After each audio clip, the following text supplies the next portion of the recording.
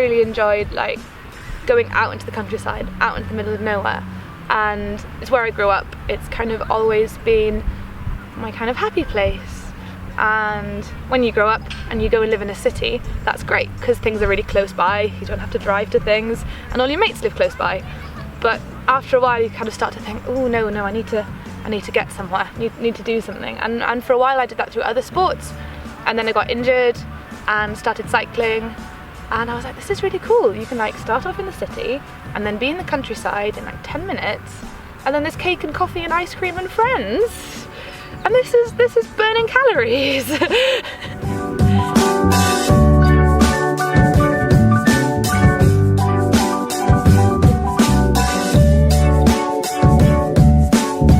I think it started off as an enjoyment thing, friends, and then after a while it started being almost like therapy, in that it was my escape. It was the thing that I could do it with friends, or I could go by myself.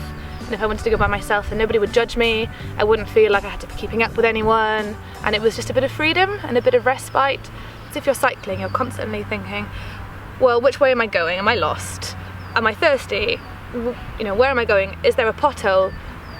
Am I chasing people? Am I looking out for cars? And you're thinking about so much, and you're focusing on the now rather than what happened earlier that day or what's going to happen tomorrow. It's a little bit like mindfulness. I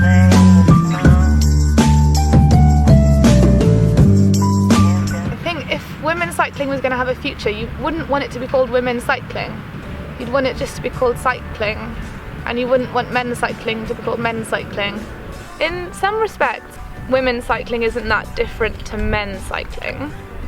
Women's bodies and brains have evolved to handle things like childbirth. So we're pretty hardy, and we don't often really push ourselves, or we're told that we shouldn't. I think a lot of the differences between men and women's cycling come down to unconscious bias and expectations. I was really lucky when I was little. We always had bikes. Like my mum made sure that whether they were hand-me-downs or like mountain bikes from Halfords, we were always riding up and down the little road where we lived. Like we lived in the middle of the countryside, we didn't have to worry about traffic. But a lot of girls, I think, they grow up and it's like, oh, don't do that, it's dangerous, or you'll hurt yourself, or and I think that is, we're becoming more aware of it. But I think a lot of the time it is just maybe a little bit of expectation. But a lot of cycling clubs are doing much more. They're recognising this, and they are doing much more to try and lower the barrier for women who want to ride. So they're doing like women's only rides and things like that. You've got Breeze, which has been set up by British Cycling, which is really cool. And I think women just have to kind of you don't want to make broad generalisations, but I think to a certain extent you do want to kind of try and not listen to other people so much, and just kind of do what you want to do. I mean, I know with myself, I really didn't, I rode around a lot, and I rode for commuting, and I'd go off by myself. And I kind of wanted to join a cycling club because I thought it would be good for making me go faster and riding more often, and I'd probably learn a lot from these other people who ride. But I was really nervous about turning up and being too slow, or not being able to ride for that long. But I was really lucky. Where I lived at the time in Oxford, there was this club called the Cowley Road Condors, and they did this, what they called the Women's Summer Sessions, and they were rides, they were organised by women, for women, and they started off short, and the idea was that you could turn up on a commuter, you know, flat handlebars, you could have a rack on the back. I probably wouldn't do it on that, but and over the course of, I think it was 8 weeks, you would be ready to jump on the back of a social ride with the main club. But as well as riding, they also covered bike maintenance, how to fix a flat tyre, group riding skills, and all those other things that if you grow up riding, you will know how to fix a flat tyre, or you'll have a rough idea what to do if you get a minor mechanical. But if you're completely new to it, actually a bicycle is a really complicated, slightly scary, moving around, sometimes rattles, and like, what on earth do you do with it if it breaks down? And if you break down in the middle of nowhere and you don't know how to fix it, that's actually a really terrifying concept.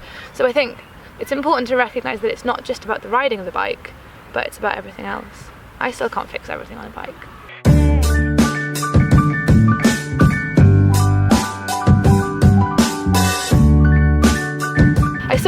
this morning on Instagram that was, I can't remember, it's the quote about emancipation of women, and that the bike has done more to give women freedom to get out and explore. I think there's nothing more satisfying than like traveling the length of a country on your bicycle and being like, my legs got me here. I mean, I ate a lot of cake, but it was mostly my legs. And it's fun. I've pretty much met all of my friends since I moved to Bristol through cycling. So if I didn't ride a bike, I wouldn't have any friends. I'd eat considerably less cake. I'd be less happy.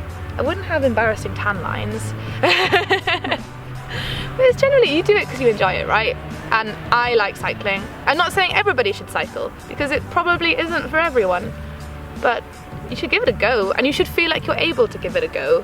And there shouldn't be anything stopping you from giving it a go. And then if you like it, great. And if you don't like it, well, you tried it.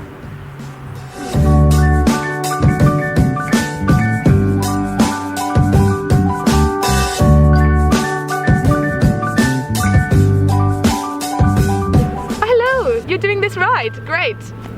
Let's ride, have a cake and some tea.